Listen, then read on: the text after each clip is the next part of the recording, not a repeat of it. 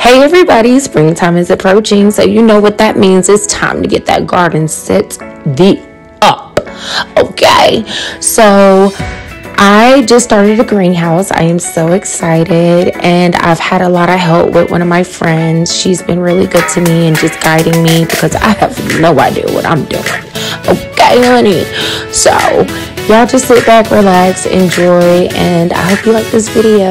And this is me starting a fresh new year of a new garden. All right, y'all, let's get into it.